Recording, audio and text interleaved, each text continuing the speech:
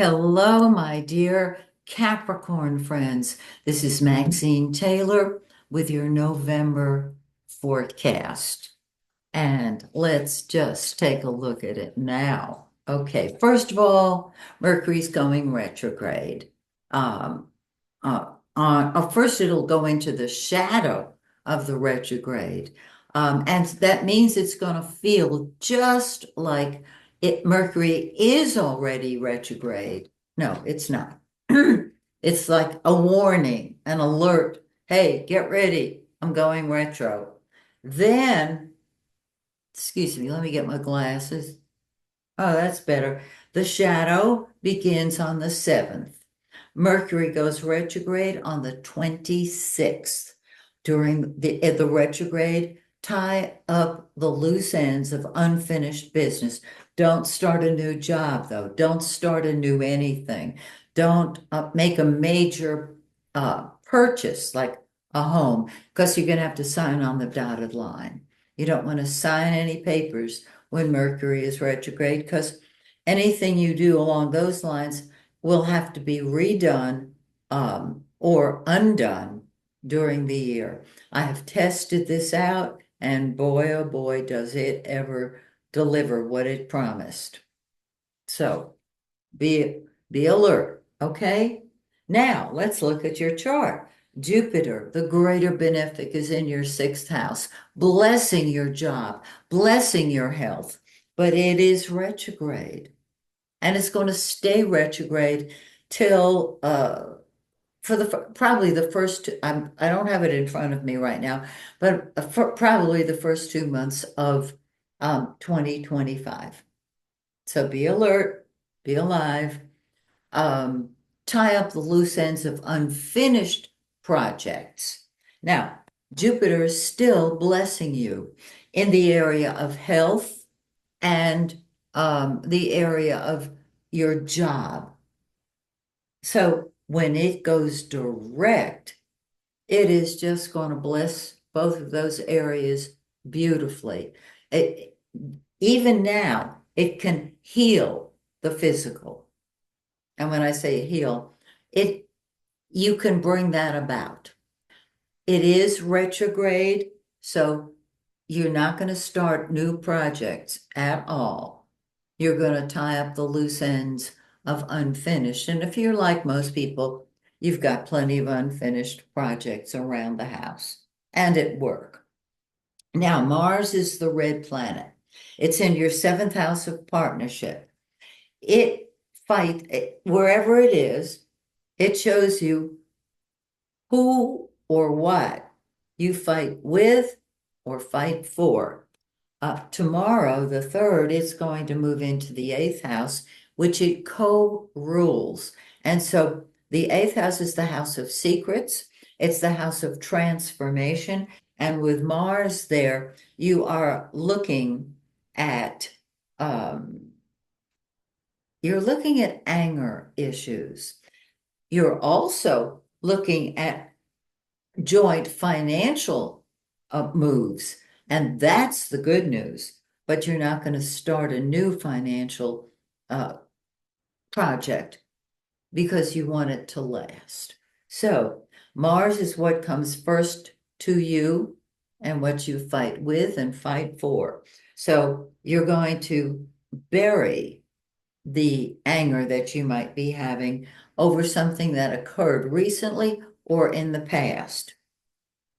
And another month or so, when it moves into your ninth house, you will see options you didn't know you had before. So work with helping other people develop their resources so that when it goes direct, you'll be able to work together better.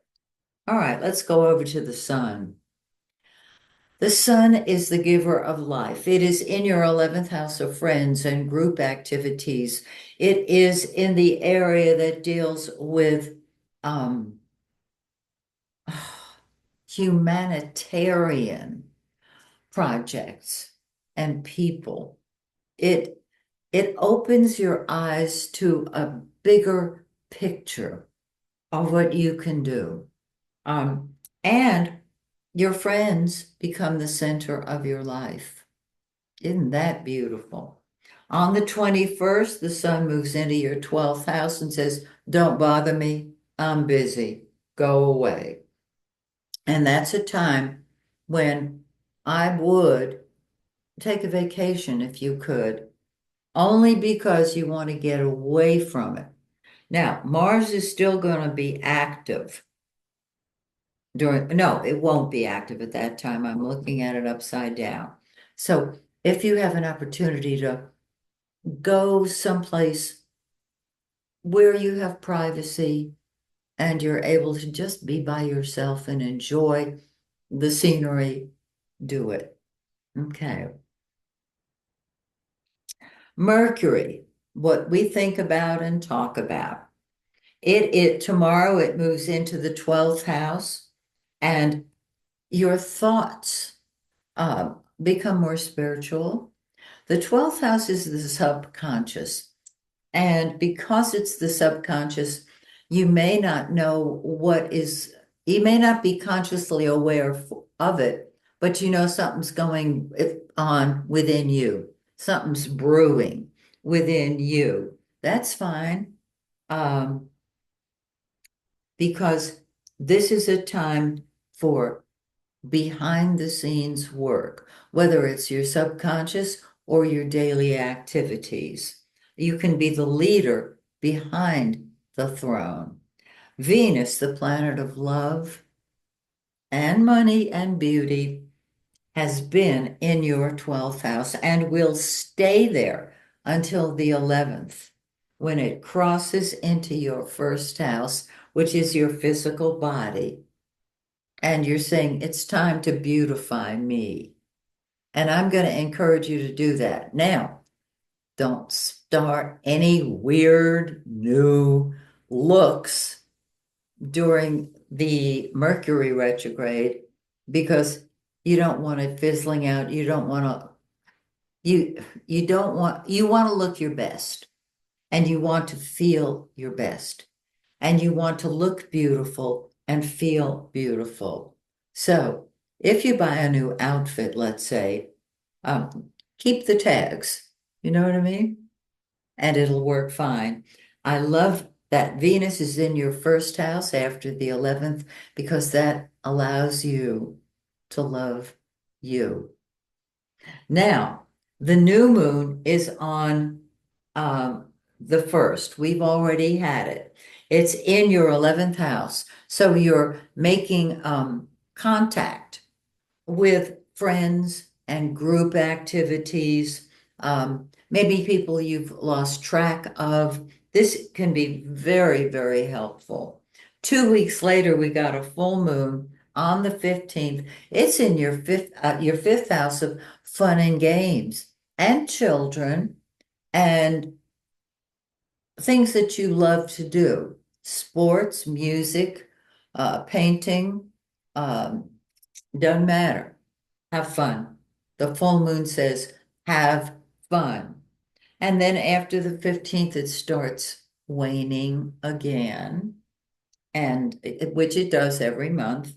So join me next month when once again I look at your forecast and help you navigate through some of these planetary configurations. Till then, may the stars shine brightly on you and yours. Bye for now.